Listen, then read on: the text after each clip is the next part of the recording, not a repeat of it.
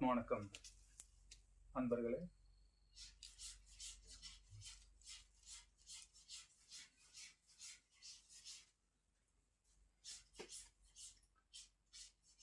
இன்னைக்கு இந்த சன்மார்க்கத்தினுடைய வழிபாடை பத்தி பார்க்க போறோம். நம்மளுடைய வழிபாடு எது? நமக்கு பெரியவங்களாம் சொல்லியிருக்காங்க, உருவ வழிபாடு இருக்கக்கூடாது, அருவ வழிபாடு தான் இருக்கணும். எது அருவம்? நமக்கு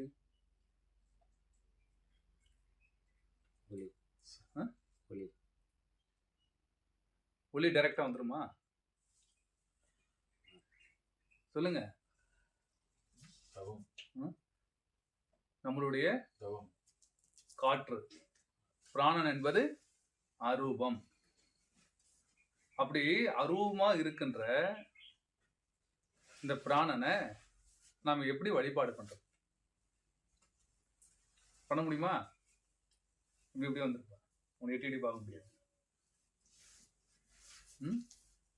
இந்த அரூபமா இருக்கிற பிராணனை நாம காண முடியுமா?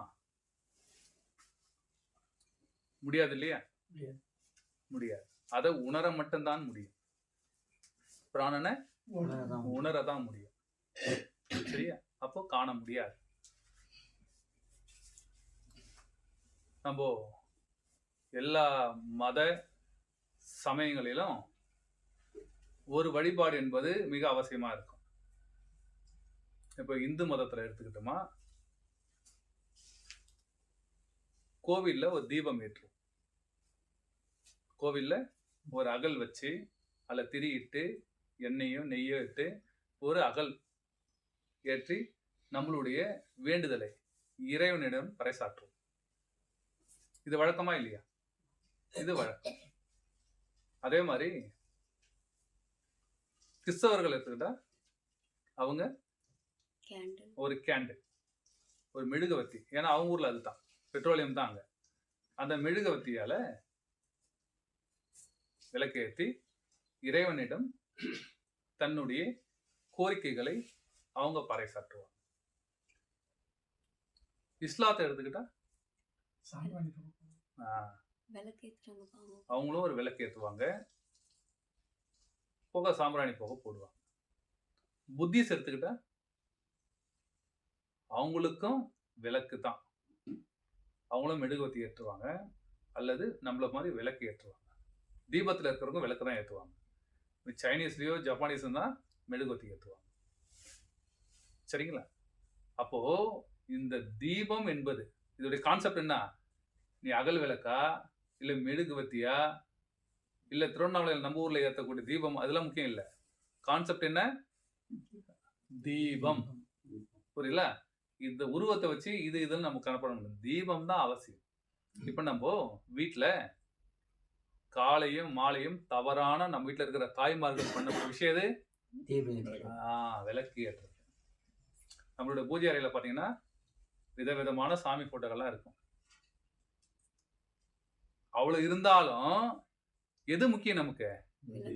ஒரு காமாட்சி அம்மா விளக்குன்னு வச்சிருப்பாங்க. புரியல? சில பேர் குத்து விளக்கு ஏற்றுவாங்க, சில பேர் ஒத்த விளக்கு ஏற்றுவாங்க.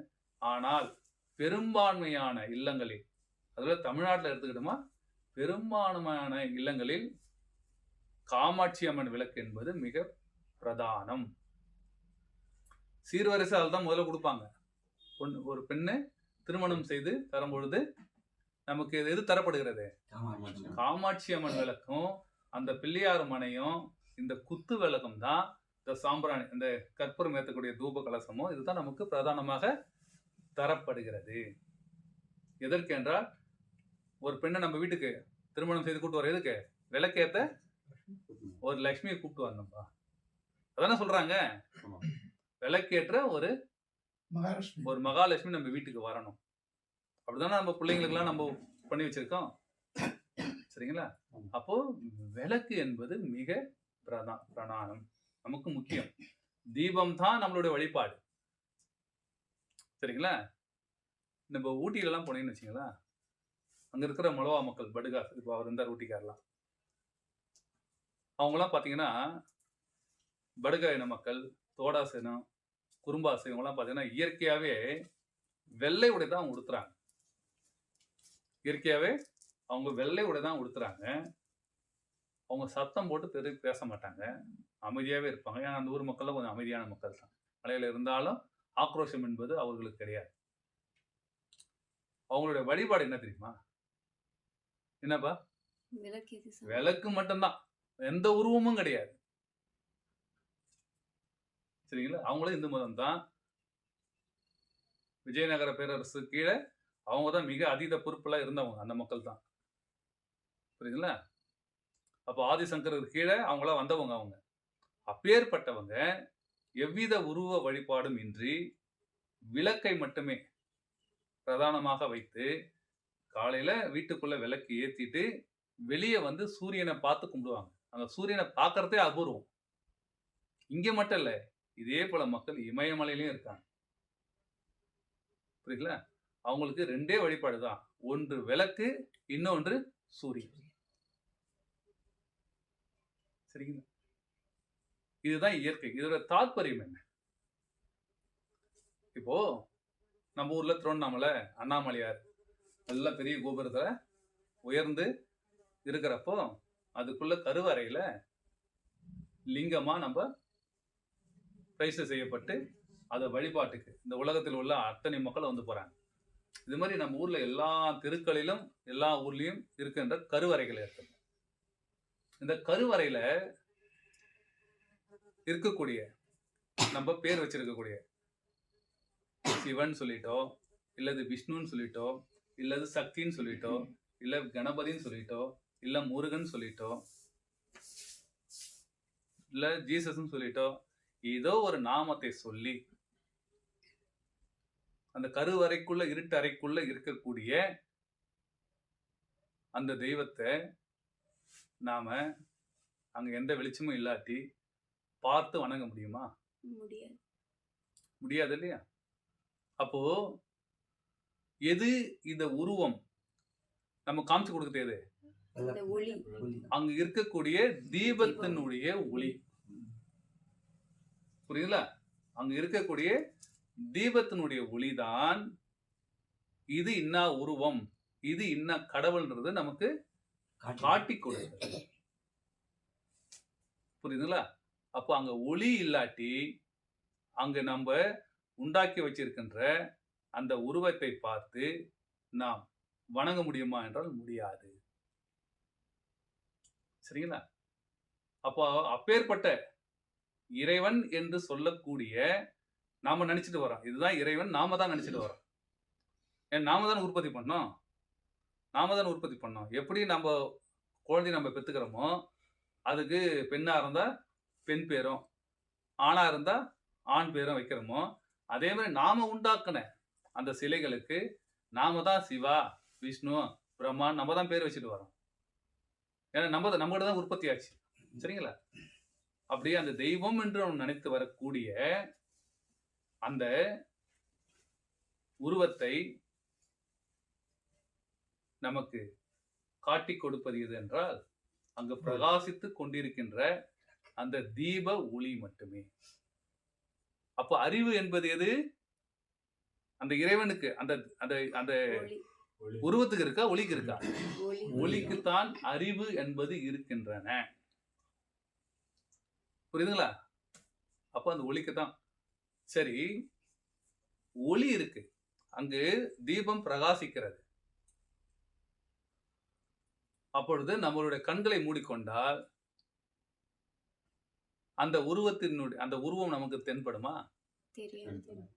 அங்கு பிரகாசம் இருக்கு, தென்படுமா? தென்படாது. அப்பொழுது அந்த ஒளியை காட்டிலும்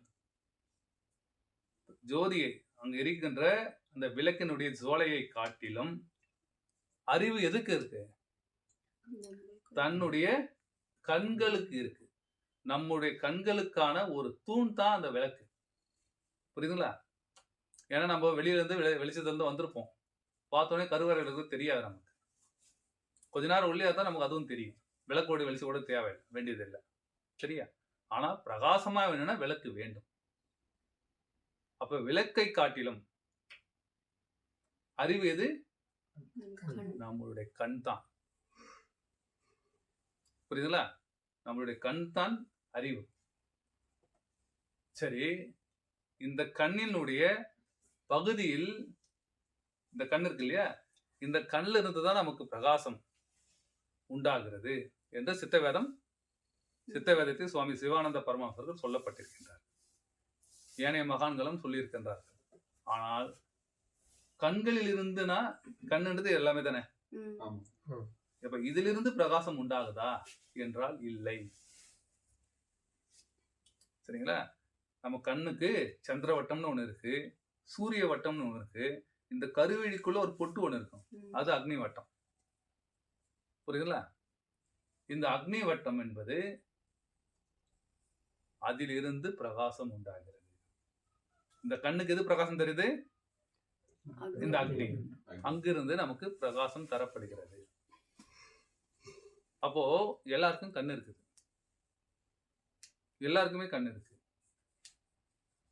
ஆனா எல்லாருனாலையும் பார்க்க முடியுமா? சில பேர் கண் தெரியாது இல்லையா? சில பேர் 6 மணிக்கு மேல் கண் தெரியாது இல்லையா? ஏன்? அப்போ கண்களுக்கும் சுயமா பிரகாசிக்கக்கூடிய சக்தி இல்லை. கண்களுக்கும் சுயமா இப்போ ஒரு விளக்கு நம்ம கொளுத்துனாதான் எரியும். சரிங்களா? அதே மாதிரி கண்களுக்கு யாரோ ஒருவர் சக்தியை தருகின்றார். அந்த எரியக்கூடிய சக்தியை தர, அது யாருன்னா நம்மளுடைய எத்தனை கண் நமக்கு இருக்குன்னு சொல்லியிருக்கேன்? 3 கண். எது எது? இந்த 2 கண்ணு, இது சந்திரன். இது இந்த 2 கண்ணும் சந்திரன். சந்திரன் அது மாயை. எப்படிப்பட்டது? மாறிக்கொண்டே இருக்கிறது. நம்மளுடைய பார்வையை மாற்றத்துக்கு உரியது. கண்ணு அசைதா? மனம் அசைதா? மனம் அசைதல்ல. சரிங்களா? அந்த கண்ணு அசைதல்ல. அப்போ மனமே இந்த கண், மனமே இந்த கண். இந்த கண்ணால் பார்க்கக்கூடியது அத்தனையும் மாறக்கூடியது தான். சரிங்களா? தூரமா வந்து பார்ப்போம், நம்ம அப்பா மாதிரியே தெரியுது அப்படின்னு நினைப்போம். இல்ல நம்ம சொந்தக்கார மாதிரி தெரியுதுன்னு நினைப்போம். நம்ம பார்த்த முகமா இருக்குன்னு நினைச்சிட்டு இருப்போம். ஆனா கிட்ட வர வர பார்த்தா உருவம் மாறி தெரியும். அதுதான் கண்ணால் பார்ப்பதும் பொய்ன்னு சொல்றது. இந்த கண்ணால் பார்ப்பது பொய். அப்போ மனம் தான் இந்த 2 கண்ணும். அப்போ சூரியன் நமக்கு ஒண்ணு இருக்கு. அது எதுனா பிடரிக்கண். நம்மளுடைய இந்த கழுத்து ஜாயின் பண்ற இடம், சரிங்களா? இந்த பல்ல மாதிரி இருக்கும் பாருங்க, தலைக்கு கீழே பல்ல மாதிரி இருக்கும். அங்க ஒரு உணர்வு, சரிங்களா? இங்க ஓட்டை போட்டா இங்க வந்து நிற்கும். சரியா? அப்படி இந்த உள்புறமாக நமக்கு பிடரி என்கின்ற ஒரு நிலை இருக்கிறது. அந்த பிடரி தான் சூரியன் வசிக்கக்கூடிய இடம். புரியுதுங்களா? அது நம்மளோட சுழுமணிக்கு மிக அருகில் இருக்குது, பக்கம் பக்கமே இருக்குது. அப்போ அதிலிருந்து வரக்கூடிய பிரகாசத்தை கிரகித்து இந்த சந்திரனானது பிரகாசிக்கிறது. எவ்வாறு வானத்தில் சூரியனுடைய ஒளி கிரகங்களை கிரகித்து நமக்கு சந்திரனானது இரவுல பிரகாசத்தை தருகிறதோ, அதே போல நாம் எப்படி வாழ்ந்துட்டு இருக்கோம்? வெளிச்சத்துல வாழ்ந்துட்டு இருக்கிறோம். இந்த உலகம் என்பது என்ன? இருட்டு தானே, மாயை தானே. மனதால் தானே இந்த உலகம் வெளிச்சம் இருட்டு நம்ம சொல்லிட்டு இருக்கோம். நம்ம இப்ப இந்த மாயையை இந்த கண்களால் தான் பார்த்து வருகின்றோம், சந்திரனால் பார்த்து வருகின்றோம். இது அனைத்தும் பொய், மாறக்கூடியது.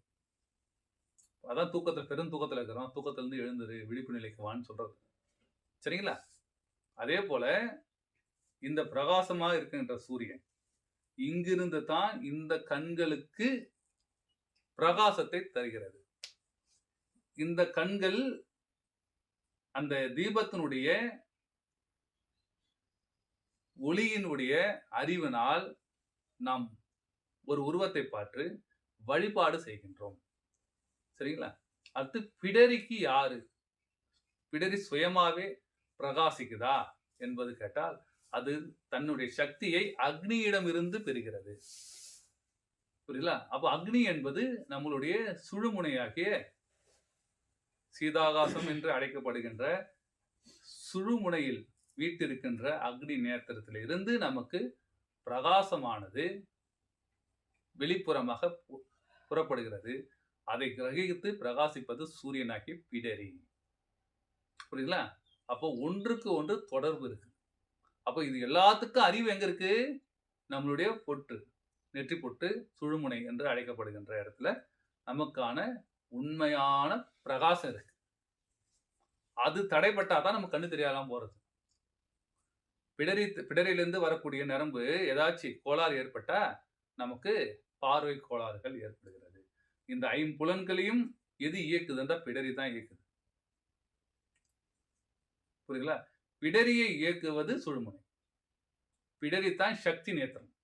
சக்தி பீடம் என்பது பிடரி. கண் என்பது மகாவிஷ்ணு. சரியா? பெண்ணு தான் அவன். ஆனா நமக்குலாம் என்ன காட்சி தரான்? ஆணுன்ற காட்சி தந்துட்டு இருக்கான் விஷ்ணு. புரியுதுங்களா? அப்போ நம்மளுடைய சிவன் என்பது நம்மளுடைய நெற்றுப்புட்டில் இருக்கின்ற அக்னி நேத்திரம். நம்மளுடைய சக்தி பிடரியாகிய அந்த இரண்டாவது கண்.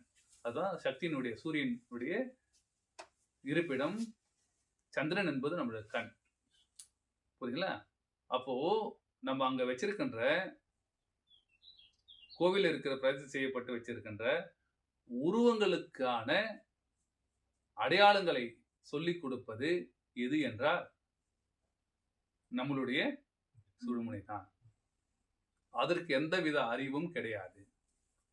புரியல? அப்புறம் நம்மளால சண்டைகள்லாம் வந்துருவாங்க. எங்க சாமிக்கு, எங்க கோவில் இருக்கிற சாமிக்கெல்லாம் அறிவு இல்லைன்ட்டியா அப்படின்னு வந்துருவாங்க. சரிங்களா? ஏன்னா அது நாம தான் உண்டு பண்ணிருக்கோம். அந்த குழந்தைய உற்பத்தி பண்ணது யாரு? நாம தான். சரிங்களா? அப்போ அறிவு என்பது பிரகாசத்திற்கே அறிவு உடையது. பிரகாசம் இல்லை என்றால் தங்களால் எந்தவித வேலையும் செய்ய முடியாது. புரியுதா? அப்பதான் இப்ப இங்க இவ்வளவு பேர் இருக்கோம். எல்லாத்தையும் ஆஃப் பண்ணிட்டு, லைட் ஆஃப் பண்ணிட்டு, டோர் எல்லாம் இழுத்து முட்டை எல்லா முகம் தெரியுமா? நமக்கு தெரியாது. அப்ப இங்க தெரிவதற்கு எது காரணம்? பிரகாசம் தான் காரணம். அப்போ அந்த காரணமா இருப்பதற்கு என்ன பேரு? அறிவு என்கின்ற பெயர். புரியுதுல? இப்ப நெருப்பு மட்டும் இருக்கு, அதுல ஜுவாலை இல்லை. ஜுவாலை இல்லை அப்படின்னா நமக்கு வெளிச்சம் வந்துருமா? வராது. அப்ப அந்த வெளிச்சத்துக்கு அறிவு என்கின்ற பெயர். புரியல? அப்ப நமக்கு ஒரு விஷயத்தை காட்டி கொடுத்ததுன்னா அது யாரு?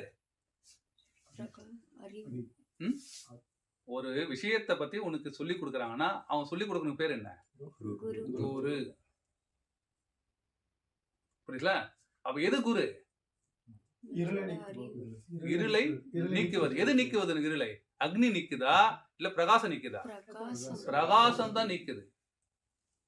புரியல? அப்போ பிரகாசம் என்பதே குரு. புரியுதுல? பிரகாசம் என்பதே குரு.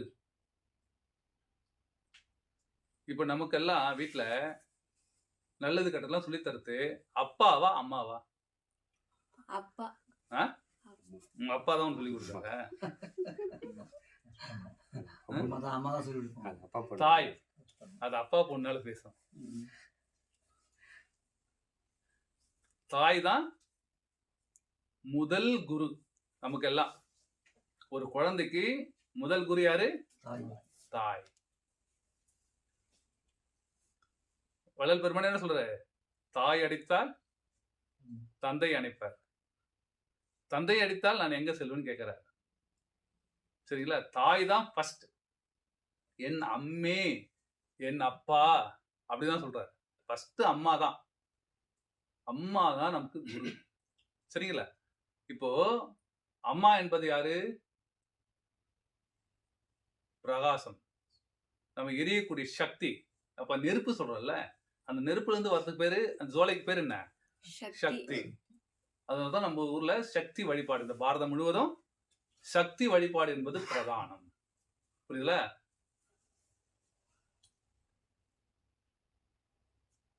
வாசிக்கு மேலான யோகம் இல்லை. சொல்லுங்க. அங்க படிங்க, என்ன எழுதி போட்டிருக்கேன், அவர் படிக்க தெரியல. வாழைக்கு மேலான தெய்வம் இல்லை, வாசைக்கு மேலான யோகம் இல்லை, உடலினோடு வாழ்வதற்கு பிரியம் வாழை, உத்தமைக்கு நம்மையன்றி வீடே இல்லை. அப்போ நம்மளுடைய உயிர் என்பது எப்படி, அது அக்னி வடிவமானது. இப்ப உங்களுக்கு நான் காட்சி கொடுக்குறேன்னா இல்லையா?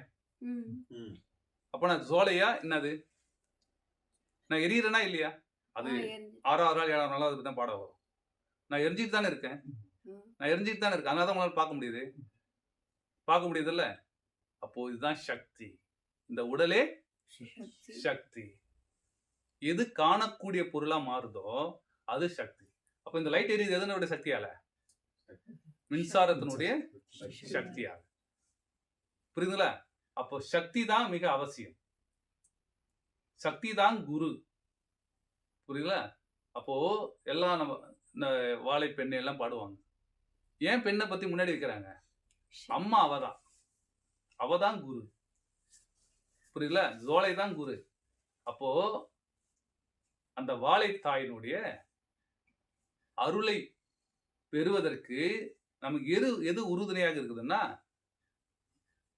ஒரு தீபத்தினுடைய ஒளி மட்டுமே உறுதுணையாக இருக்குது. புரியுங்களா? அடங்கிய மனமேன் குரு அவர் சொல்லிட்டு போயிட்டாரு. அந்த மனம் எப்படிப்பட்டதா இருக்கணும்? அடங்கி எரியக்கூடிய அகல் விளக்காக இருக்கணும். அக்னி 3 விதமான அக்னி இருக்கு. அதாவது ஜுவாலை என்பது 3 விதமா இருக்கு. ஒண்ணு, ஒரு வைக்க போற வீட்டையே கொளுத்துட்டா எரியும், பெருசா எரியும், அதுவும் அக்னி தான். அது என்ன பண்ணும்? அக்னி தான், ஜுவாலை தான். அதுவும் அது அடுப்பங்கரையில அடுப்பு வச்சு எரிக்கிறோம், அதுவே சுருக்கி அடுப்புல வச்சு எரிக்கிறோம்.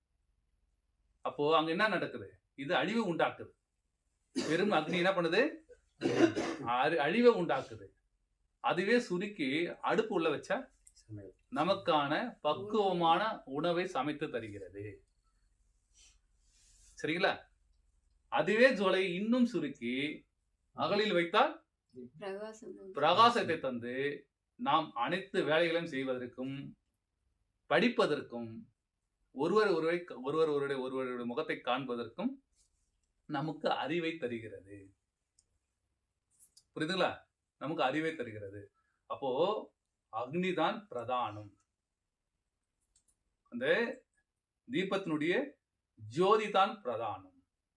எதுக்கு? அருட்பெரும் ஜோதி, அருட்பெரும் ஜோதி, தனிப்பெரும் கருணை, அருட்பெரும் ஜோதி. இறைவன் எங்கும் வியாபித்து கொண்டிருக்கின்றவன். எப்படி? இது பெருசா எரியக்கூடியது மாதிரி.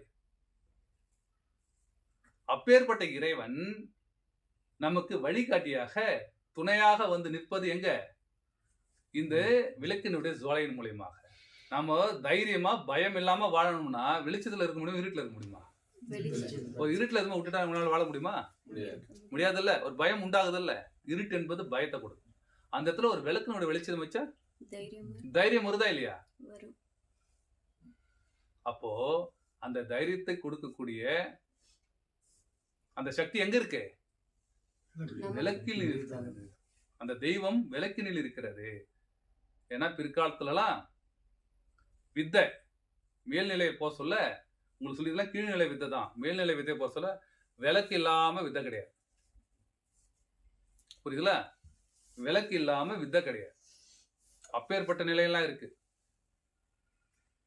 விளக்கு தான் சுழுமுனியை திறக்க வைக்கும். இந்த விளக்கினுடைய பிரகாசம்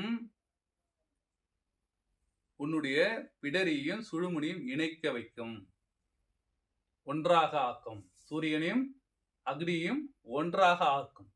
அப்பேற்பட்ட நிலைகளுக்கு வித்தை இந்த வாசியாவளம் பயன்படவே படாது. புரியுதுல? விளக்கு மட்டுமே பயன்படும். விளக்கு நம்மளுடைய கண்ணு, பிடரி, சுழுமுனை இது 3ம் ஒன்றாக ஆகும். அப்பொழுதுதான் ஜோதி தென்படும் நமக்கு. புரியல? நான் சொல்றது சத்திய வாக்கு. இதெல்லாம் விளக்கு இல்லாட்டி உன்னால ஒரு காலத்திலையும் அந்த பிரகாசத்தை உச்சந்தலைக்கு கீழடியோ அண்ணாக்குக்கு மேலடியே வைத்த விளக்கு நித்தம் எரியுதடி ஞான பெண்ணே சொல்றாருல்ல, அந்த விளக்கினுடைய ஜோதி பிரகாசம் உங்களால் பார்க்கவே முடியாது. சரிங்களா? நான் சொல்றதெல்லாம் பெரிய நிலையில கற்பனை கூட பண்ணி பார்க்க முடியாது. விளக்கு இல்லாட்டி இந்த வித்தை பலிக்கவே பலிக்காது. நான் வீட்டுல 0 வாட்ஸ் போட்டுட்டு அந்த 5 வாட்ஸ் அது குட்டி பல்பு போட்டுட்டு நான் தவம் பண்றேன், ஒரு பிரயோஜனம் கிடையாது. இல்ல, நீங்க ஒரு விளக்கு வெளிச்சிட்டு அந்த வீட்டுல நீ படுத்து பாருங்க, உங்க உடம்புடைய ஆரோக்கியத்தை பாருங்க, விழிப்போட இருக்கு உங்க உடம்பு. அதே லைட்டை போட்டு படுத்து பாருங்க, சோம்பேறித்தனமா தான் இருக்கும். அந்த விளக்குல நல்லெண்ணெயோ தேங்காய் எண்ணெயோ இல்ல சுத்தமான பசுமாட்டு நெய்யோ விட்டுட்டு வீட்டுல இருந்து பாருங்க, அங்கு இருக்கக்கூடிய அந்த ஆக்ரோஷ நிலை, அந்த வைப்ரேஷன், அந்த ஆரோன்னு சொல்லக்கூடிய நிலை எப்படி இருக்குன்னு பாருங்க. அங்க படுக்கும் பொழுது இயற்கையாவே நம்ம உறங்கினாலும் நம்ம மனம் விழிப்பு நிலையில இருக்கு. விளக்குக்கு அவ்வளவு சக்தி இருக்கு. அப்ப எதுக்கு இதை சொல்ல வரோம்னா, விளக்கு தான் குரு. வாழை என்பவள் யார்? பிரகாசம். எப்பேற்பட்ட பிரகாசம்? லோக மாதாவா, இந்த உலகத்தை ஆளக்கூடிய அந்த ஜெகன் மாதாவாகிய அந்த வாழை தாய் நமக்கு பிரகாசமாய் நமக்கு விளக்கினுள் தன்னை சுடர்விட்டு காட்டிக் கொள்கிறார். ஆனால் அதை நம்ம வணங்குறோமா? விளக்க வணங்குறது இல்லை. நம்ம என்னதான் கடவுளை கும்பிட்டாலும் 5 ரூபா கற்பூரம் போட்டு தீபத்தை என்ன பண்றோம்? எடுத்து கல்ல ஒத்திக்குன்னு சொல்றோம். ஏன் கல்ல ஒத்திக்கிறோம்? நம்ம கல்ல தான் பிரகாசமே இருக்கு. தவம் அப்ப எங்க முக்கியம்? எதுக்கு கண்ணை உள்ள மூடக்கூடாது, கண்ணை அசைக்க கூடாதுன்னு சொல்றேன். எதுக்கு? கண் என்பது மனம். இது கண்ணை மூடிட்டீங்க, கண்ணை மூடிட்டா கண்ணு ஒரு இடத்துல நிக்குமா? கற்பனைக்கு தான் போயிடும். புரியுதா? கற்பனைக்கு தான் போயிடும். ஆனா கண்ணை நிலைநிறுத்தி பாருங்க, கண்ணை அசைக்காம நிலைநிறுத்தி பாருங்க, மனதில் எழுகின்ற எண்ணம். நீங்க என்ன பண்றீங்க? நீங்க மதிய தவத்துல இருக்க சொல்ல கண்ணை மூடி பண்ணி பாருங்க, கண்ணை திறந்து பண்ணி பாருங்க, எப்ப எண்ணங்களுடைய வீழ்ச்சி கம்மியா இருக்குன்னு பாருங்க. கண்ணை திறந்து பண்ணும் பொழுது எண்ணங்களுடைய வீழ்ச்சி மிக கம்மியா இருக்கும். கண்ணை மூடி பண்ணி பாருங்க, கற்பனையில தான் இருப்பீங்க. புரியுதுங்களா நான் சொல்றது? அனுபவிச்சு பாருங்க. அதனாலதான் கண்ணை திறந்து பண்ணுங்க, கண்ணை திறந்து பண்ணுங்கன்னு சொல்றோம். கண்ணை திறந்து பண்ணும்போது நமக்குள்ள ஒரு உஷ்ணம் உண்டாகும். கண்ணை மூடி பண்ண நமக்கு குளிர்ச்சி தான் உண்டாகும். புரியுதுல? நம்மளுடைய கழிவுகளை அழிப்பதற்கு உஷ்ணத்தால் மட்டுமே முடியும். உஷ்ணத்தால் மட்டுமே முடியும். புரியுதுல? எதுக்கு இந்த விஷயம்னா, குருன்னு யாரும் தெரிஞ்சுக்கணும் ஃபர்ஸ்ட். நமக்கு எல்லாருக்கும் ஒரு குரு இருப்பாங்க. ஒருத்தர் அகசியர் இருப்பாரு, ஒருத்தருக்கு திருமூலர் இருப்பாரு, ஒருத்தருக்கு வள்ளல் பெருமான் இருப்பாரு, ஒருத்தருக்கு சிவானந்த பரமஹம்சர் இருப்பாரு, இன்னும் ஏனைய சித்தமார்கள்லாம் இருக்காங்க. எல்லாரையும் ஒரு குரு குருன்னு நம்ம நினைச்சிட்டு இருக்கோம். அவங்க எல்லாம் ஒளியோடு ஒளியாக கலந்தவர்களா இல்ல உருவத்தோடு இருக்கிறவங்களா? ஒளியோடு ஒளியாக கலந்தவர்கள். அவர்கள் மீண்டும் உருவம் எடுத்து வர வேண்டும் என்றால் உங்ககிட்ட பேசினா எப்படி பேசுறது? அவங்க ஒளி. ஒளி என்பது உருவம், ரூபா ரூபம் சொல்றோம். இந்த எரிக்குரிய ஜோலை என்பது அது உருவத்தோட இருக்கு, ஆனா அது அரூபம். ஏனென்றால் அதை காணலாம். அதை உன்னால் பிடிக்க முடியுமா? அதை வெட்ட முடியுமா? அதை தொட முடியுமா? முடியாது. இதே பிராணன் தான். எரியுது எது? பிராணன் தான் இங்கு ஜோலையாக எரிந்து கொண்டிருக்கிறது. சரிங்களா? இந்த காற்றை நீங்கள் காண முடியும். புரியல? அதான் பரிணாம வளர்ச்சின்னு சொல்றது. காற்றினுடைய அடுத்த நிலை அக்னி, இந்த ஜோலை தான். இதுதான் குரு. இந்த குரு வழிபாட்டின் துணையாகத்தான் நாம பயிற்சியை மேற்கொள்கின்றோம். அப்ப குருவுடைய ஸ்தானம் எது? பிரகாசம். அந்த பிரகாசம் நமக்கு எங்க இருக்கு? விளக்கின் வழியாக அந்த வாழைத்தாய் நமக்கு அருள் பாலித்து கொண்டே இருக்கின்றாள். அவளுக்கு நாம எப்பயாச்சும் மரியாதை செலுத்திருக்குமா? இன்னொரு தடவை என்ன சொல்லணும்? இப்ப சொன்னது வாழைத்தாய்ன்னு சொல்லக்கூடிய அந்த சக்தி நமக்கெல்லாம் எங்கும் வியாபித்து இருக்கிறவ, இப்போ நம்மளுடைய கல்வி சாலையில இந்த விளக்கினுள் குடிக்கொண்டு தன்னை வெளிப்படுத்துகின்றால் பிரகாசமாக. இங்க தாய் இருக்கா, அது சத்தியம் எனக்கு தெரியும். புரியுதா? அதுதான் இது குருபீடம் குருஸ்தானம் சொல்றோம். அவளுடைய சாட்சியாகத்தான் இங்கு உங்களுக்கு சொல்லப்படுகின்ற அனைத்து விஷயமும். புரியல? அவ சொல்லவில்லை என்றால் உங்களுக்கு இங்கிருந்து எதுவுமே கிடைக்காது, எங்கிட்ட இருந்து ஒண்ணுமே கிடைக்காது. சரிங்களா? அப்பேற்பட்ட தாயை நாம் விட்டு விட்டு எது குரு என்று தேடுகின்றோம்? சொல்லுங்க. நம்ம அறிவு கொள்ளப்படுதா இல்லையா? என்ன சந்தேகம் இருக்குதா நான் சொல்றதுல?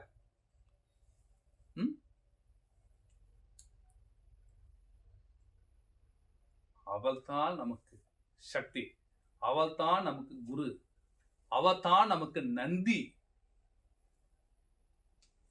புரியல? நம்மளுடைய நந்தி அவள், நம்மளுடைய ஜீவனே அவள் தான். நம்மளுடைய ஜீவனே அவள் தான். நம்ம கோவில்லாம் போறோம், லிங்கம் இருக்கும், நந்தி இருக்கும், அடுத்தது கொடிமரம் இருக்கும். சரிங்களா? அந்த பலிபீடம்னு ஒன்று இருக்கும், அங்க கொடிக்கம்பு வச்சிருப்பான். இந்த நந்தி லிங்கத்தை பார்த்து இருக்கா இல்ல வாயில பார்த்து இருக்கா? லிங்கத்தை பார்த்து. ஏன் லிங்கத்தை பார்த்து இருக்கு? நந்தி என்பது என்னது? ஃபர்ஸ்ட், நந்தி என்பது ஏதோ மாடு கிடையாது, தன்னுடைய ஜீவன். அங்க இருக்கிற லிங்கம் என்பது தன்னுடைய ஆன்ம பிரகாசம். புரியுதுல? வாயில் என்பது, அந்த கொடிமரம் என்பது மனம். புரியுதுல? அப்போ இந்த நந்தி நம்மளுடைய ஜீவன் எதை பார்த்திருக்கு? வெளியே பார்த்துட்டு இருக்கு. இப்ப நம்மள எப்படி இருக்கிறோம்? நம்மளோட மனம் எதை பார்த்திருக்கு? வெளியில பார்த்துட்டு இருக்கு. இந்த தெருவுல வேடிக்கை பார்த்துட்டு இருக்கோம். எது போகுது, எது வருது, என்ன பேசுறாங்க, என்ன வாசனை வருது, நம்ம என்ன பேசலாம், இப்படின்னு நம்ம வெளியில பார்த்துட்டு இருக்கோம். சரிங்களா? தன்னுடைய இறைவனாகிய சிவத்தை பார்த்துட்டு இருக்கோமானா இல்ல.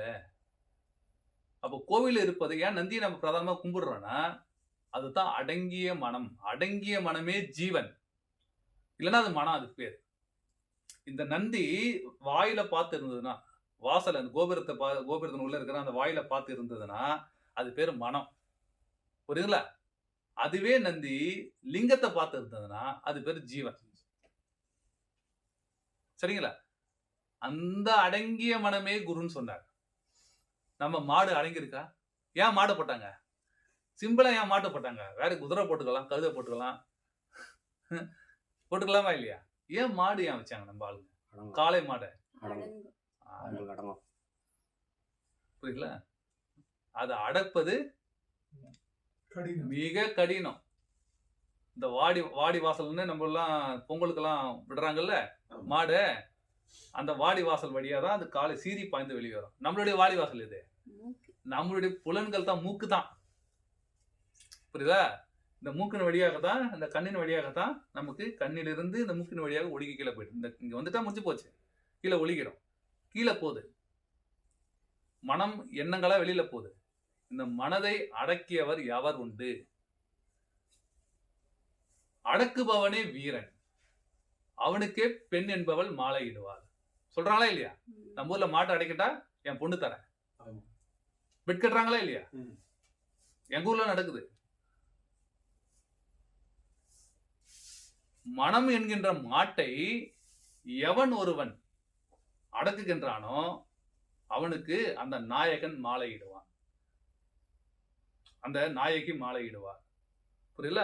அப்போ அவ யாரு பார்த்துற? கணவனை பார்த்து தான் இருப்பான். அதுதான் நந்தியுடைய தத்துவம். நந்தினா அது நல்ல தீ, அக்னியின் பேரு. மாடு இல்ல, நன் பிளஸ் தீ. நம்ம கூட உடம்புல உஷ்ணம் இருக்கு, அது பித்தம். அது நம்மளுடைய குண குற்றங்களினால்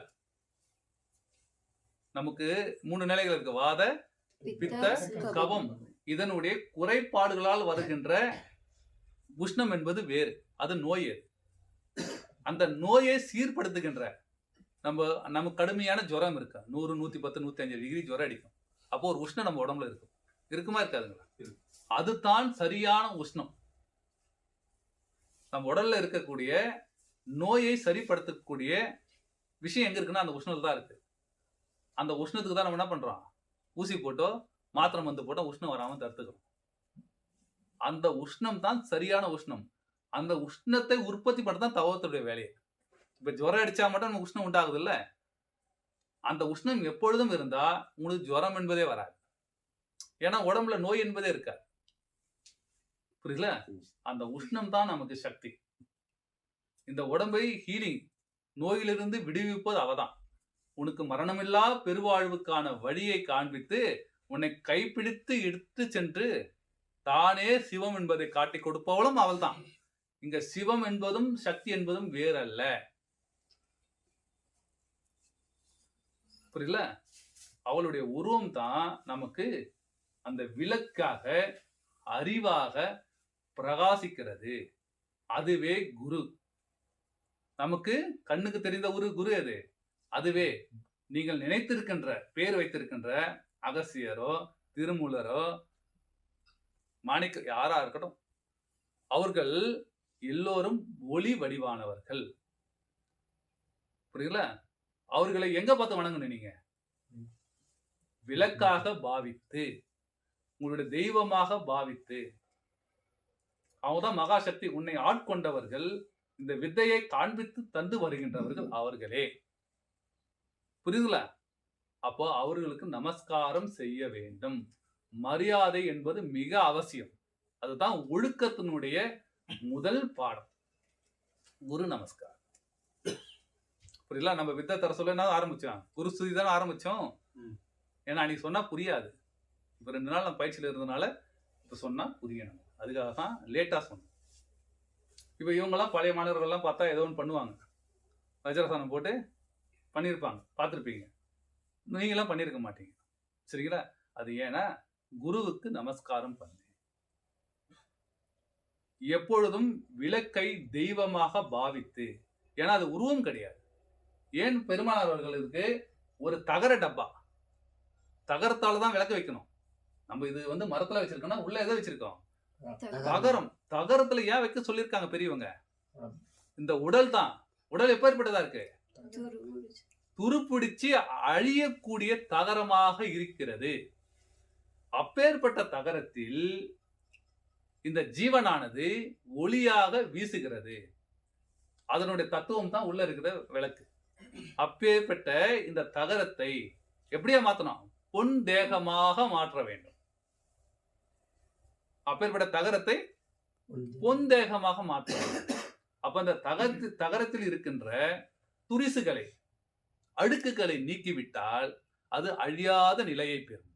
அதான் வள்ளல் பெருமான் சத்தியஞான சபையில சங்கிலியை பிணைச்சிருப்பார். அந்த சங்கிலி 200 வருஷம் ஆச்சு, இன்னும் துருப்பிடிக்கல. ஏன்? அது துருப்பிடிக்கிறதுக்கு ஏதோ ஒரு காரணம் இருக்குல்ல. இப்போ நம்ம ஈரம் பட்டா துருப்பிடிக்கணும். அப்ப ஈரமே படாம இருந்தா உங்களுக்கு புரியுற மாதிரி சொல்றேன். துருப்பிடிக்காதுல்ல? அப்ப அந்த துருப்பிடிக்கிறதுக்கு ஏதோ ஒரு காரணியே அந்த இரும்புல இருக்குல்ல, அதை எடுத்துட்டா நமக்கு துருப்பிடிக்காது. புரியுதுங்களா? நமக்கு துருப்பிடிக்காது. அந்த காரணி என்ன என்பது நம்ம அறிவுக்கு தெரியும். அந்த அறிவை நம்ம பெற்றுட்டா நமக்கு தெரியும். இப்ப விளங்காது. சரிங்களா? அதுக்குத்தான் தகர டப்பால தகரத்தால் செய்யப்பட்ட இந்த விளக்கை ஏற்றி தினமும் வழிபட வேண்டும். என்னன்னு? அருட்பெரும் ஜோதி, அருட்பெரும் ஜோதி, தனிப்பெரும் கருணை, அருட்பெரும் ஜோதி என்று சொல்லி உருகி வழிபாடு செய்ய வேண்டும் என்பதை நமக்கு எல்லோரும், எல்லா பிரிவுகளும் சொல்லி வச்சிருக்காங்க. புரியுதுல? எல்லா பிரிவுகளும் சொல்லி வச்சிருக்காங்க. அப்போ சக்தி என்பது நமக்கு, தெய்வம் என்பது எங்க இருக்கு? நம்ம கூடயே இருக்கு. நம்ம அதை பாதுகாக்கிறோமா? நம்ம வீட்டுல ஒரு விளக்கு கொளுத்துறானா, போமா சொல்றோமா இல்லையா? அது எந்த விளக்கனா இருந்துட்டு போட்டோம். அது காமாட்சி விளக்கனா இருக்கட்டும், இல்ல ஒரு கேண்டில்லாம் இருக்கட்டும். இனிமேல் என்ன பண்ணணும்? நம்ம அந்த வாய்ப்பு நமக்கு தராங்கனாவே நம்ம என்ன பண்ணோம்? முதல் கடமையாக அதை செய்ய வேண்டும். புரியல? யாரு சொன்னாலும் முக்கியம் கிடையாது. நம்ம காதுல வந்து விடுற சொல்லுதான் நம்ம முக்கியம். புரியல? நம்ம என்ன பண்றோம், இன்னார் சொன்னாருன்னு நம்ம உருவத்தை வச்சு வேற்றுமையை உண்டு பண்ணிக்கிறோம். இந்த புலன்களுடைய வேலை அதுதான். புரியல? ஆனா அதோட கருதான் நம்ம முக்கியம். அம்மா சொல்றாங்களா, அப்பா சொல்றாங்களா, மனைவி சொல்றாங்களா, இல்ல மாமியார் சொல்றாங்களா, இல்ல கோவில இருக்கிற ஐயர் சொல்றாங்களா, நம்ம முக்கியம் கிடையாது. அவன் சொல்லக்கூடிய தம்பி அந்த விளக்கு கொஞ்சம் சீண்டிட்டு போப்பா அப்படின்னு சொன்னா என்ன பண்ணோம், முதல் வேலையாக இதுதான் நமக்கு இறைவன், நம்ம அதை பண்ணணும். வீட்லயும் சரி வெளியிலயும் சரி. அப்போ உங்களுடைய இல்லத்துல நீங்க என்ன பண்ணணும், எல்லோரும் அவசியமாக ஒரு விளக்கை வைத்து தினந்தோறும் பூஜை. எது பூஜை? தவம் என்பதே பூஜை. சரிதா? இறைவன் உங்களுக்கு கொடுக்கப்பட்டது ஒரு விஷயம்தான், காலம். காலம் என்கின்ற விஷயத்தை தான் உங்களுக்கு கொடுத்து அமைச்சிருக்கான். புரியல? அந்த காலம் முடிச்சுன்னா நம்ம போயிடுவோமா போக மாட்டோமா? அப்பேற்பட்ட காலத்தை மட்டுமே இறைவனுக்கு நீங்கள் திருப்பி தர முடியும். வேற எதையும் எந்த காசு பணத்தினாலேயோ இல்ல இந்த உலகத்துல இருக்கிற இந்த பொன் பொருளால, இப்போ ஒரு பூவை பறிச்சு நம்ம இறைவான்னு சொல்லிட்டு சாப்பிட்டோம்னா அந்த பூ நீல உண்டு பண்ணது இல்ல, அது இறைவனுடையது இல்ல. அவன்தே வாங்கி அவனுக்கே கொடுத்தா திருட்டுத்தனமா இல்லையா? சரிங்களா? கள்ளத்தனம் இல்லாத ஒரே விஷயம் என்பது எதுனா, உன்னுடைய காலத்தை இறைவனுக்காக அர்ப்பணிப்பது, படையல் போடுவது. இதுவே பூஜை. புரியுதுல? அப்போ அந்த விளக்குக்கு முன்னாடி உட்காந்து நாம நம்மளுடைய காலத்தை எப்படி செலவு செய்யணும், இறைவனாகிய அந்த அருவமாய் இருக்கின்ற தன்னுடைய பிராணனை உணர்ந்து கொண்டே இருக்க வேண்டும். அப்ப கால விரயமாகுமா? கால விரயமாகாது. நீட்டிக்கப்படும் காலம் என்பது மரணமில்லா பெருவாழ்வுக்கான ஒரே வழி அதுதான். புரியுதுங்களா? உங்களுடைய சுவாசத்தை நீங்க தொட்டுட்டீங்கன்னா, அதை உணர ஆரம்பிச்சிட்டீங்கன்னா, எடுத்துக்காட்டு சொல்றேன், உங்களுடைய சுவாசத்தை நீங்க தொட்டு உணர்ந்து 1 செகண்ட் 2 செகண்ட் தான் ஆயிருக்கும், பெரும் ஆனந்தம் ஒண்ணு கிடைக்கும். சரிங்களா? அப்ப எண்ணம் என்பதே கிடையாது. அந்த செகண்ட்ல உங்களுடைய ஒரு நாள் வாழ்க்கையை நீங்க வந்து சேமிச்சு வச்சிருக்கீங்க. புரியுங்களா? ஒரு நாள் வாழ்க்கை, உங்களோட வயசு 60 வயசுனா நீ என்ன பண்ணலாம், 61 நாளா வாழலாம். புரியுதுல? அந்த ஒரு நிமிஷம் தொட்டு உணர்றது, அந்த ஒரு நொடி தொட்டு உணரக்கூடியதுக்கே இவ்வளவு பெரிய சக்தி இருக்கு. பெரியவங்களாம் இத்தனை ஆண்டு காலம் வாழ்ந்தாங்க நம்ம சொல்றோம்ல, திருமூலர் இவ்வளவு காலம் வாழ்ந்தாரு, போகர் இவ்வளவு காலம் வாழ்ந்தாரு பேசுறோம்ல. எப்படி வாழ்ந்தாங்க அவங்களாம்? தன்னுடைய காலனை நீட்டிக்கின்ற வித்தையை அவர்கள் அறிந்தவர்கள். ஏன்னா நமக்கு இன்னைக்கு கிடைக்குமோ நாளைக்கு கிடைக்குமோ தெரியாது. கிடைக்கிற வரைக்கும் இந்த உயிர் எங்க இருக்கணும், இந்த உடல்ல இருக்கணும். இந்த உடல் என்ன பண்ணணும், அழியாம பாத்துக்கணும். சரிங்களா? இந்த உடலை அழியாம பாத்துக்கணும். அப்பொழுதுதான் இந்த உடலுக்குள் இந்த உயிரானது இருக்கும். அதனுடைய தரிசனம் கிடைப்பதற்கு எப்ப கிடைக்கும் தெரியாது நமக்கு. எவ்வளவு பெரிய ஆளா இருந்தாலும் சரி, நாங்களாம் ஏங்கிட்டு துடிச்சிட்டுல உட்காந்து இருக்கிறோம் ஒவ்வொரு நாளும். நாங்களாம் சரிங்களா, உருகி பாக்குறோம், காண முடியலையே. பிடரி அறிவு வரைக்கும் கொடுத்திருக்கான். புரியல? இறைவன் எங்களுக்கு பிடரி அறிவு வரைக்கும் கொடுத்திருக்கான். ஆனா அவனுடைய காட்சி இன்னும் காண முடியலையே. சரிங்களா? அப்ப நாம என்ன பண்ணணும், இந்த உயிரை இந்த உடலிலே நீட்டிக்கின்ற வழியை நாம் மேற்கொள்ள வேண்டும். இன்னும் நமக்கு பக்குவம் வரவில்லை என்பதை, சத்தியத்தை உணர்ந்து கொள்ள வேண்டும். அப்படின்னா அர்த்தம், இன்னும் பக்குவம் வரவில்லை. சரிங்களா? அப்ப அந்த பக்குவத்திற்காக ஏங்கிக் கொண்டிருக்கின்றோம். அந்த பக்குவம் நம்மளால உற்பத்தி பண்ண முடியாது, நடிக்க முடியாது. அவனை காட்டிலாம் நடிக்கிற உலகத்துல உண்டு. அவங்ககிட்ட நம்ம நடிச்சுலாம் நம்ம வண்டவாளெல்லாம் தண்டவாளம் ஏறிடும். நடிக்கலாம் முடியாது. புரியுங்களா?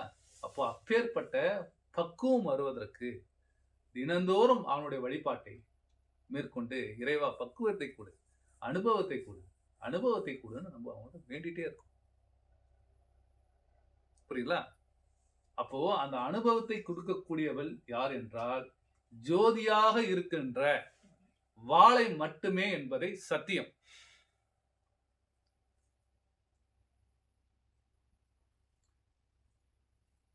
வேற எதுவுமே கிடையாது. சரிங்களா? அப்பேற்பட்ட வாழைத்தாய் நம்மளுடைய விளக்கில் இந்த கல்விச்சாலையில், இந்த சாகா கல்விச்சாலையில் இங்கு இருக்கின்றார். அவளை நாங்கள் உருவமாகவும் காண முடியும், அரூபமாகவும் காண முடியும். அவளுடைய தரிசனத்தை முழுமையாக நான் பெற்றுட்டேன். ஆனா தந்தை காட்டி கொடுக்குறா. யார் காட்டி கொடுக்கணும்? அப்பாவை நமக்கு. அப்பா இவன் தான்னு யார் காட்டி கொடுக்கணும்? அம்மா தான் காட்டி கொடுக்கணும். அம்மா இல்லாட்டி அப்பா யாருன்னு தெரியுமா அவனுக்கு? அவ போய் கூட சொல்லலாம், வேற யாரோட பெற்றுருக்கலாம். இவன் தான் உங்க அப்பன் மாடி. நம்ம என்ன பண்ணுவோம்? இவன் தான் நம்பிட்டு இருப்போம். புரியல? அவளை யாரை கை காண்கிறோம் அவ தான் நமக்கு தகப்பன். அவளுக்கு மட்டுமே தெரியும் உண்மை என்னவென்று, வேற யாருக்குமே தெரியாது. புரியல? அப்ப தந்தையை காட்டி கொடுக்கின்றவள் தான் குரு. அடங்கிய மனமே குருன்னு சொல்றது அவளைதான். சரிங்களா? அப்போ அவளை நாம் தினந்தோறும் வழிபட வேண்டும். அதுக்குதான் இப்போ இவ்வளவு பெரிய பாடம். சரிங்களா? இப்போ நம்ம எந்த பயிற்சி செஞ்சாலும் ஆத்மா வணக்கத்துல தொடங்குறோம். சரியா? ஆத்மா வணக்கம்னா நம்ம ஆத்மா வணக்கம் பண்ணி தொடங்குறோம். அந்த பயிற்சியை முடிகின்ற சமயத்தில் ஆத்மா வணக்கத்திலேயே முடிக்க வேண்டும். சரிங்களா? ஆரம்பிக்க சொல்ல மட்டும் இல்ல, நம்ம எந்த வேலை செஞ்சாலும் சரி, தவத்துல உட்கார்ந்தாலும் சரி, சாப்பிட உட்கார்ந்தாலும் சரி, தூங்க உட்கார்ந்தாலும் சரி, எதை வேலை செய்யறோம் அப்ப அந்த ஆத்ம நமஸ்காரம் பண்ணிட்டு வேலை செய்ய ஆரம்பிக்கணும். புரியல? அந்த வேலை முடிஞ்ச உடனே இறைவா நன்றி, ஆத்மா வணக்கம் சொல்லிட்டு முடிக்கணும். புரியல? எந்த வேலையா இருந்தாலும் சரி, நீ உன்னுடைய மனைவி கூட சேர சொல்ல கூட சரி, புரியல? நானும் இறைவன் தான், அதுவும் இறைவன் தான். எனக்குள்ள இருக்கின்ற ஜீவனும் இறைவன் தான், அதுக்குள்ள இருக்கிற ஜீவனும் இறைவன் தான். புரியல? அப்ப ஆரம்பிக்க சொல்ல கூட சரி, நீங்க அந்த ஆத்மானக்கார செய்யணும்னா அது புனிதமானதாக மாறும், யோகமாக மாறும்.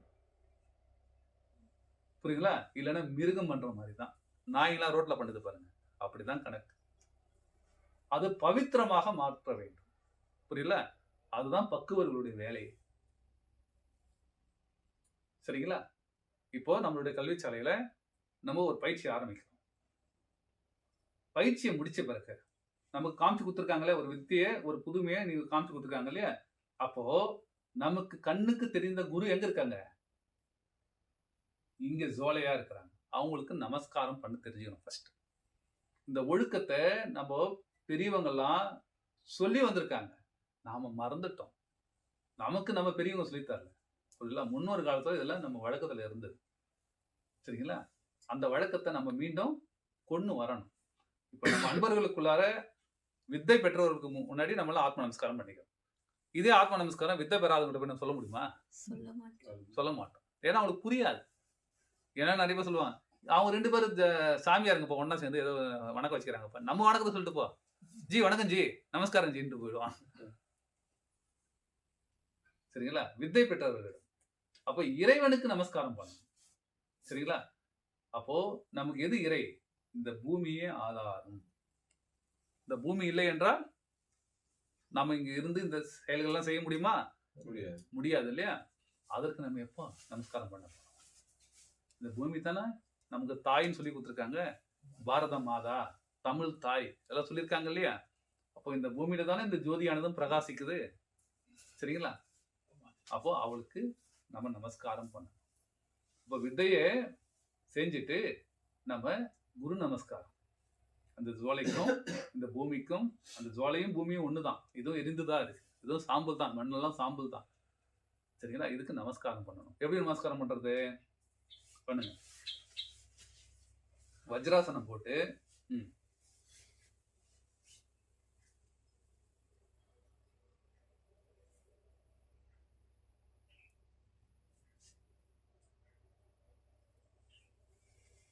எப்படி நமஸ்காரம் பண்ணணும்? சரியா? இது காமிக்க முடியுமா உங்க டிவியில?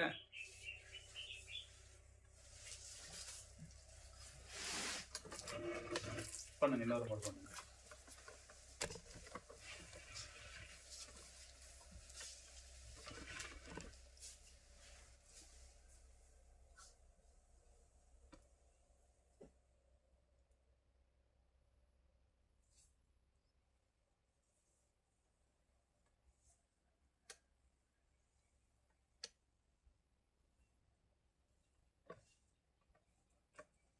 அப்படி எல்லாரும் ஒரு முறை காமிச்சு.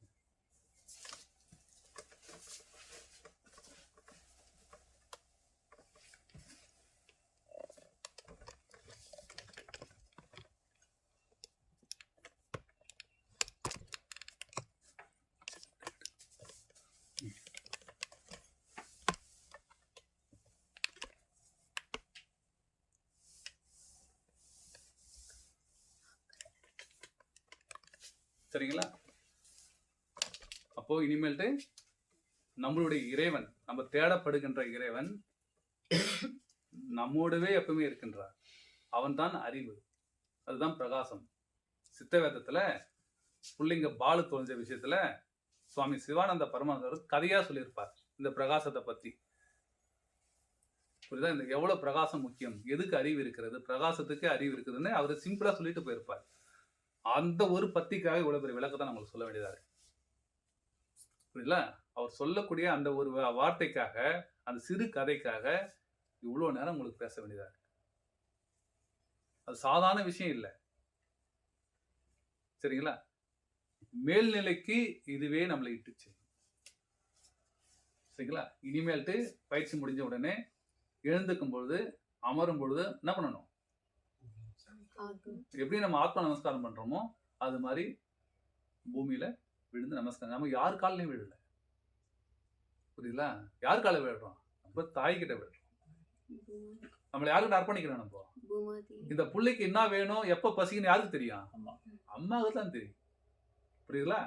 அப்போ அவகிட்ட நம்ம சரணாகதி பண்ணணும். அவள் நமக்கு இங்க ஜோதியாக பிரகாசித்துக் கொண்டிருக்கின்றாள். புரியுதுல? எனவே அவளுக்கு நமஸ்காரம். இங்க மட்டும் இல்ல, நம்ம எங்க வசிக்கிறோமோ, நம்ம இல்லத்தில் சென்றால் கூட இதை அவசியம் கடைபிடிக்க வேண்டும். இதுவே நான் உங்களிடம் வேண்டிக் கொள்வது. புரியல? ஆணையாலாம் சொல்லல, வேண்டிக்கிறேன். வெறும் தரையில பண்ணுங்களா? எப்படி வேணா பண்ணுங்க. உங்களிடம் வேண்டிக் கொள்கிறேன் என்றால் இறைவனுடைய அருளை பெறுவதற்கு இது ஒன்றே மார்க்கம். சன்மார்க்கம் ஒன்றே மார்க்கம். ஜோதி இல்லை என்றால் சன்மார்க்கம் என்பது இல்லை. புரியுதா? அதுதான் வள்ளல் பெருமான் அவர்கள் ஜோதி வழிபாடு அவசியம். இன்னும் மெய்யடி தீட்சைலாம் இருக்கு. சரிங்களா? அதெல்லாம் விளக்கு இல்லாம தீட்சையே கிடையாது. இந்த காதல ஓதந்துக்கு நம்ம இந்த வித்தியை பண்ணிட்டு இருக்கோம். இன்னும் கண்ணுல ஓதவும். அப்பா வந்து நெத்தி வந்து எல்லாம் வந்து இதாக இருக்கு, கீழே வந்து படக்கூடாதுன்னு சொல்லிட்டு சொன்ன மாதிரி நம்ம சித்தகத்தில் படிச்ச மாதிரி எனக்கு ஒரு இது இருக்குங்க. அப்படிலாம் கிடையாது. அவரு சொன்ன அர்த்தம் வேற. அது வந்து ஒரு சந்தேகத்துக்காக. இப்ப நம்ம கவுந்து படுக்கிறோம், அப்போ நெத்தி படுறது இல்லை. மனைவி மீது படுக்கிறோம், அப்போ நம்ம நெத்தி படுதா இல்லையா? சரிங்களா? அவர் சொன்னதுக்கான அர்த்தம் வேற. யார் காலிலேயே மண்டியிடாதன்னு சொன்னாரு. அகங்காரம் பிடித்தவர்களுடைய அரசியல்வாதி கிட்டயோ இல்ல வீட்டுல நம்ம பெரியவன்னு சொல்லிக்கிட்டு போர்வையில சுத்தி கொண்டு இருக்கின்ற அந்த எண்ணங்களோட விருப்பு வெறுப்போடு சுத்தி கொண்ட மனிதர்களுடைய காலில் விழாத. அப்ப காலில் நெத்திப்படுதா இல்லையா? அதைத்தான் சொன்னார தவிர்த்து இறையிடம் செய்யாதுன்னு சொல்லலையா? அவரு வித்தியை தான் நம்ம சொல்லிட்டு போயிருக்காரு, ஒரு அறிவு தான் காமிச்சு கொடுத்துட்டு போயிருக்காரு. ஆனா உருக்கத்தை வள்ளல் பெருமான் மட்டும் தான் நம்ம சொல்லி கொடுத்துருக்காரு. திருமந்திரம் தான் சொல்லி கொடுத்துருக்கு. புரியல? சிவபுராணம் தான் நம்ம சொல்லி கொடுத்துருக்கு. எப்படி இறைவனை உருகி அடையிறது? சும்மா வித்தை பண்ணிட்டு போனா இல்ல, உருகிய இறைவனை நம்ம அழுதுதான் அடைய முடியுமே தவிர வேற எதனாலும் கிடையாது. அது அப்பாவுக்கே தெரியும், சிவானந்தருக்கே தெரியும். புரியுதா? அது கருணையால் மட்டுமே பெறக்கூடிய விஷயம், இறைவனை அடையக்கூடிய விஷயமே தவிர. அதுக்குதான் சொல்லியிருக்காரு நம்ம அது வேற்றுமையை பார்க்கணும், பகுத்து ஆராயணும். அவர் சொன்னது உண்மை. பக்கத்து வீட்டுக்காரவன வந்துருவான், ஐயா வந்திருக்காரு, காலை விட்டு நமஸ்காரம் வாங்க அப்படின்னுவாங்க. அது தப்பு. இல்ல ஒரு அரசியல்வாதி காலை விடு தப்பு. இல்ல நம்ம ஊர்ல சாமியார் என்ற இடத்துல இருக்கிறான் பாருங்க, அவன் காலில் விடுறது தப்பு. சரிங்களா? நம்ம நெற்றி பெறக்கூடாது. ஆனா யாரிடம் பெறலாம்? இந்த தாய் தானே, நம்ம கவுந்து பார்த்தாலும் அவன் மேலதான் படுக்கிறோம். புரியல? அவகிட்ட விழுது நம்ம நாங்க இருக்கு. அவ அம்மா நினைச்சிட்டு விடு, அவ்வளவுதான். நம்ம எத்தா பக்கம் காலில் விழாது. சரிங்களா? அதனால அது தவறு கிடையாது. பகுத்து ஆராயணும், அவ்வளவுதான் விஷயம். அவர் சொன்ன கான்செப்ட் ஓகே, ஆனா எதுக்காக சொன்னாரு அப்படின்னு நம்ம புரிஞ்சு. அவர் சொன்னது எல்லாத்துக்கும் பொருந்தமான பொருள். சரிங்களா? முடிச்சுக்கலாமா? வேற என்ன சந்தேகம்? இப்போ அவரு சந்தேகம் கேட்டால் கரெக்டான சந்தேகம். ஏன்னா வித்தியார்த்திகளுக்கு பழமையான வித்தியார்த்திகள்லாம் தெரியும். புரியுதுங்களா? இந்த அடிமைத்தனம் இருக்கக்கூடாது. ஏன்னா நம்ம முன்னொரு காலத்துலலாம் எல்லாருமே அடிமையாக தான் இருந்தோம். இப்போ மட்டும் நான் சுதந்திரமாக பெற்றிருக்கோம். இப்பயும் அடிமையாக தான் வாழ்ந்துட்டு இருக்கோம். சரிங்களா? முடிஞ்சா பண்ணுங்க, இல்லைன்னா இப்போ ஆம்பளைங்கெல்லாம் வந்து சாஷ்டாங்கமாக கொண்டு வரோம் நமஸ்காரம் அதெல்லாம் சொல்றாங்க. அதெல்லாம் அதெல்லாம் எல்லாம் ஒண்ணு. வஜ்ராசனத்துல படுறது முறை. ம். முடியாதவங்க நீங்க சும்மா நமஸ்காரம் பண்ணுங்க. புரியல? கீழே விழுந்து ஒரு நமஸ்காரம் பண்ணுங்க. நம்ம கண்ணு தானே முக்கியம். நமக்கு நெற்றி ஏன் படுதுன்னா கண்ணு தான் படணும். அவ்வளவுதான், அவ்வளவுதான், முடிஞ்சு போச்சு, முடிஞ்சு. அப்ப நமக்கு ஒரு ஒழுக்கம் வருதா இல்லையா? ஒரு பக்தி வருதா இல்லையா? அதுக்கு உருக்கெல்லாம் இப்படிதான் வர வைக்கணும். புரியுதுங்களா? இல்ல எதுவுமே இல்லாம வெட்ட வெளியில போய் என்ன பண்றது? நம்ம ஒண்ணும் முடியாது. இப்படிதான் நம்ம இறைவன் இருக்கான்னு நம்பணும். ஃபர்ஸ்ட் இறைவன் இருக்கான். எப்படி இருக்கான்? அது அப்பாற்பட்ட விஷயம். ஆனா இறைவன் இருக்கான், அவனை நான் வணங்குறேன். அப்போ தூணிலும் இருப்பான், துரும்பிலும் இருப்பான் இல்ல? அப்ப நான் அவனை வணங்குறேன். நான் ஒரு உருவத்தை வணங்கல, என்னுடைய தெய்வத்தை தான் நான் வணங்குறேன். அப்ப அவரே வந்து விளக்கு தான் வச்சுட்டு போனாரு அப்பாவே. சரிங்களா? சிவானந்த பரமேஸ்வரர் விளக்கு தானே மிக அவசியம்னு சொல்லிட்டு வச்சுட்டு போனாரு. அதை வச்சு தான் தவம் பண்ணுன்னு சொல்லிட்டு போனாரு. அவர் போட்டோ வச்சு தவம் பண்ண சொன்னாரா? இல்ல அவருக்கு மாலை போட்டு பூ போட்டு சொன்னாரா? இல்ல சாம்பிராணி காட்ட சொன்னாரா? நாம அபத்தமா பண்ணிட்டு இருக்கோம் அதெல்லாம். அவர் சொன்னது ஒரு விளக்கு. வள்ளல் பெருமான் சொன்னது ஒரே ஒரு விளக்கு. அந்த விளக்குடைய ரகசியத்தை தான் நான் சொல்றேன். புரியல? அந்த விளக்கு இப்படிதான் இருக்கணும். ஏன் இருக்குன்னா இதுக்குதான் இருக்கு. இந்த விளக்குனால தான் நீ மேல்நிலை அடைய முடியும். புரியல? மண்மனம் எங்க உண்டு, வாசியும் அங்கு உண்டு. மண் மனத்துக்குள்ளே மணந்து இருப்போம் சொல்றது திருமந்தம் சொல்லுதல்ல. அப்போ வாசி மூக்களை மட்டும் இல்ல, நமக்கு கண்ணிலையும் வருது. அதெல்லாம் பார்க்கணும்னா நம்ம மனசு எவ்வளவு நுணுக்கமா இருக்கணும், எவ்வளவு நுண்ணியமா மாறணும்.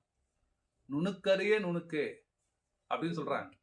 அப்ப நுணுக்கி பகுத்து ஆராயணும் நம்ம உடம்ப. அப்பதான் கண்ணில் வரக்கூடிய வாசியை நம்ம பிடிக்கும். அதான் மேல்நிலை. இப்ப பார்த்தோம்னா நம்ம கீழ்நிலை பண்ணிட்டு இருக்கோம். புரியுதுங்களா? அதெல்லாம் மேல்நிலை. அதில் பிடரிலிருந்து நம்ம சுழுமணிக்கு போகக்கூடிய நிலையில அந்த வாசி வித்தையெல்லாம் கிடைக்கணும். அதுக்கெல்லாம் நாளாம் கொடுக்க மாட்டேன்.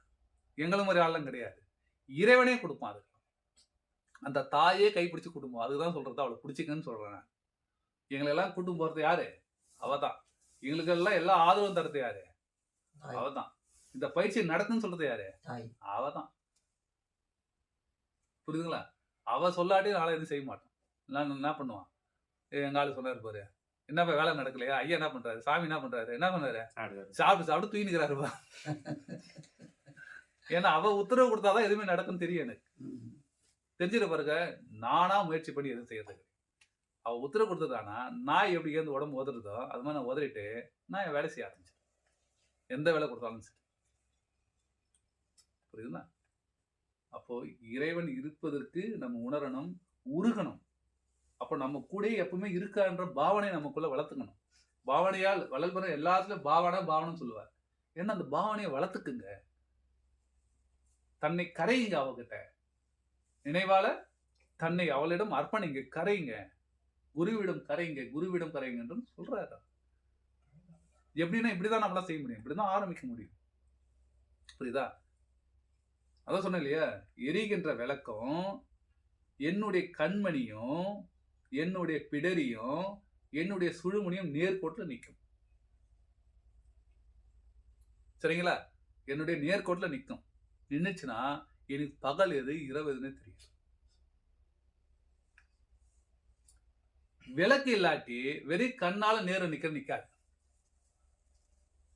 என்னுடைய கண்மணியும் என்னுடைய பிடரியும் என்னுடைய சுழுமணியும் நேர்கோட்டில் நின்று நிக்காது.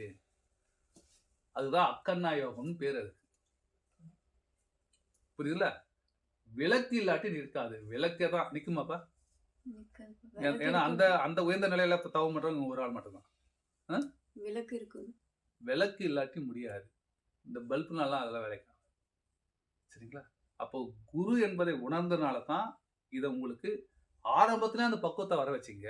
ஏன்னா அதெல்லாம் எங்களுக்கு முன்னாடியே தெரியாத சொல்லிக் கொடுக்குறதுக்கு ஆள் இல்லாதனால நாங்களாம் ரொம்ப கஷ்டப்பட்டோம். புரியல?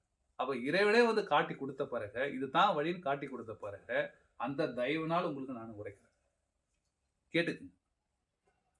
சரிங்களா? ஏன்னா உங்களுக்கு அந்த பக்குவம் அடைவதற்கு சீக்கிரம் போலாம். ஒரு டவுன் பஸ்ல ஏறி போறதுக்கோ, ஏசி பஸ்ல ஏறி போறதுக்கு வித்தியாசம் இருக்கு. இந்த சொல்ற வழி வந்து ஏசி பஸ்ல போற மாதிரி. புரியுதுங்களா? மிக்க மகிழ்ச்சி.